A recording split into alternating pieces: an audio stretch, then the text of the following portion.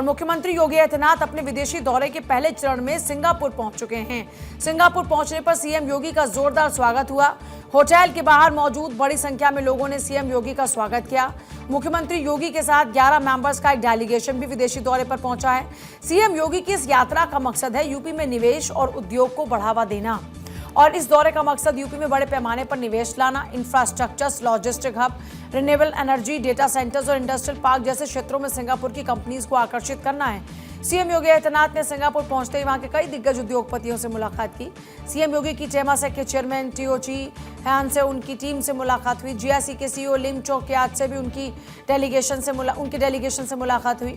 DBS group की CEO tan चूशान और उनकी सीनियर लीडरशिप टीम से भी मुलाकात हुई। और ये सभी मुलाकातें निवेश, इंफ्रास्ट्रक्चर, लॉजिस्टिक, रिन्यूएबल एनर्जी, अन्य सेक्टर्स में यूपी के लिए अवसर तलाशने पर केंद्रित रही।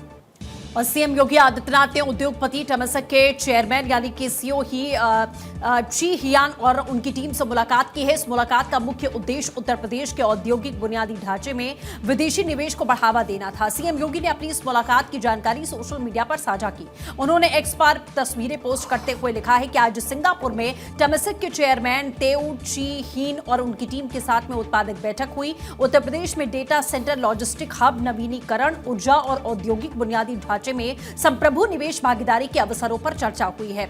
वैश्विक निवेशकों के लिए राज्य की नीति ढांचे और फास्ट ट्रैक क्लियरेंस पर प्रकाश भी डाला गया। इसके अलावा सीएम योगी ने सिंगापुर में जीआईसी के सीईओ लिम चोकियाट और उनके प्रतिनिधिमंडल के साथ बैठक की। इस बैठक में उत्तर प्रदेश में विशेष रूप से इंफ्रास्ट्रक्चर, लॉजिस्टिक, इंडस्ट्रियल पार्क और शहरी विकास परियोजनाओं जैसी लॉन्ग टर्म इंस्टीट्यूशनल इन्वेस्टमेंट के मौके का पता लगाया गया। सीएम योगी ने सोशल मीडिया प्लेटफॉर्म एक्स पर तस्वीरों के साथ में एक पोस्ट यहां पर शेयर की है, जिसमें वो लिखते हैं, आज सिंगापुर में जीआईसी के मुख्य कार्यकारी अधिकारी श्री लिम चोकियाट और उनके प्रतिनिधिमंडल के साथ एक सार्थक बैठक हुई है। उत्तर प्रदेश में लॉन्ग टर्म इंस्टीट्यूशनल इन्वेस्टमेंट के अवसरों का पता लगाया गया।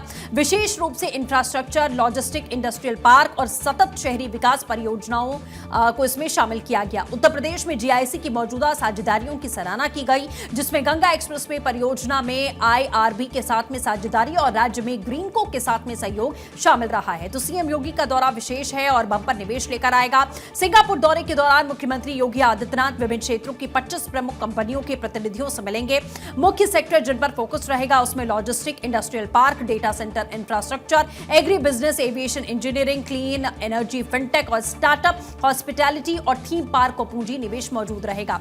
25 और 26 फरवरी को जापान दौरे के दौरान मुख्यमंत्री 8 प्रमुख कंपनियों के प्रतिनिधियों से मुलाकात करेंगे। जिन सेक्टर्स पर विशेष ध्यान दिया जाएगा उसमें ऑटोमोबाइल निवेश और supply chain, semiconductor, electronics manufacturing, green hydrogen, aviation, electronics और रियल एस्टेट और हॉस्पिटैलिटी इसमें शामिल होगा। मुख्यमंत्री के रूप में सीएम योगी का यह दूसरा आधिकारिक विदेशी दौरा है। इससे पहले साल 2017 में उन्होंने म्यांमार की यात्रा की। जापान और सिंगापुर की कई कंपनियां उत्तर प्रदेश में पहले से काम करती हैं। ऐसे में प्रदेश में मैन्युफैक्चरिंग को बढ़ावा मिलने की उम्मीद है। और इस दौरे पर यूपी में कौन कौन से निवेश आ सकते हैं, इसके लिए हमारे सहयोगी नीलेश इस समय हमारे साथ में जुड़ चुके हैं। नीलेश, बेहद महत्वपूर्ण ये दौरा है। 2017 के बाद में ये पहला सीएम योगी आदित्यनाथ का दौरा। सिंगापुर पहुंचे हैं, तमाम प्रतिनिधियों से मुलाकात हो चुकी है। प्लान क्या है, इस दौरे का मकसद क्या है, कैसे यूपी में और निवेश बढ़ाया जाएगा, विस्तार से बताइए। देखिए, बिल्कुल देश के प्रधानमंत्री के बाद सबसे ज़्यादा लोकप्रिय जननेता के तौर पर योगी आदित्यनाथ पूरे दुनिया में पसंद किए जाते हैं और अब उनका सिंगापुर और जापान का दौरा है।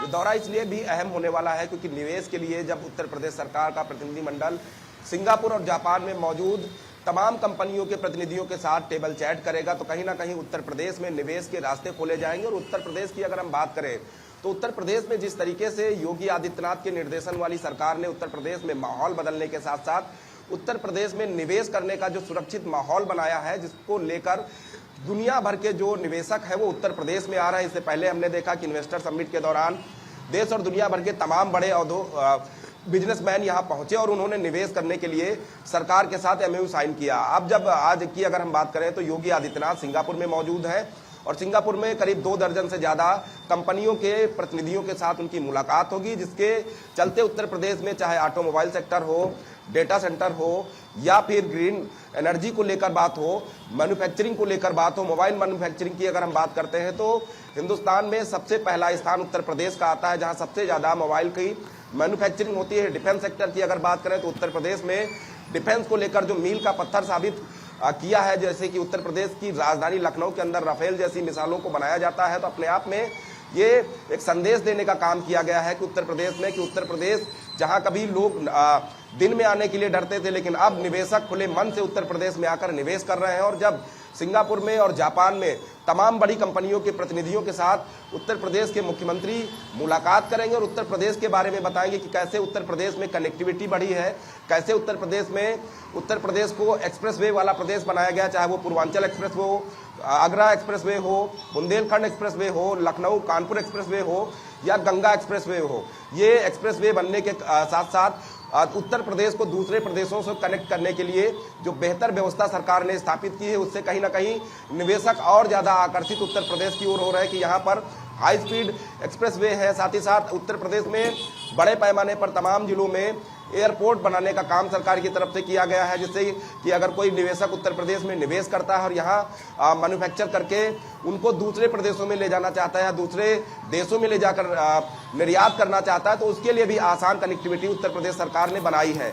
कहीं ना कहीं तमाम चीज़ों को जब टेबल चैट के माध्यम से उत्तर प्रदेश के मुख्यमंत्री योगी आदित्यनाथ तमाम कंपनियों के प्रतिनिधियों को बताएंगे, तो अपने आप में उत्तर प्रदेश के निवेश के रास्ते खुलेंगे।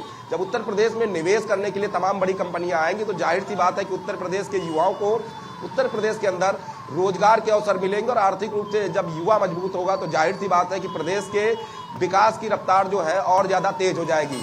कहीं ना कहीं यही प्रयास रहा है कि योगी आदित्यनाथ ने अब तक उत्तर प्रदेश में तमाम बड़ी कंपनियों को, चाहे वो इंडियन ऑयल हो या दूसरी बड़ी कंपनियां हों। पिछले महीने हमने देखा कि अशोका लीलैंड कंपनी, जो इतनी बृहद कंपनी है जिसका विदेशों में बड़ा डिमांड रहती है, उसकी कंपनी को जो है उत्तर प्रदेश की राजधानी लखनऊ में स्थापित करने का काम किया। तो ये दिखाता है कि सरकार के ऊपर किस तरीके से निवेशक भरोसा कर रहे हैं, क्योंकि योगी आदित्यनाथ साफ तौर पर कहते हैं कि उत्तर प्रदेश में जो निवेशक निवेश करने आएगा उसकी सुरक्षा और उसको जो है व्यवस्थाएं उपलब्ध कराना सरकार की जिम्मेदारी है। यही कारण है कि उत्तर प्रदेश के मुख्यमंत्री योगी आदित्यनाथ जब जापान और सिंगापुर में रहेंगे और प्रतिनिधियों से मुलाकात करेंगे,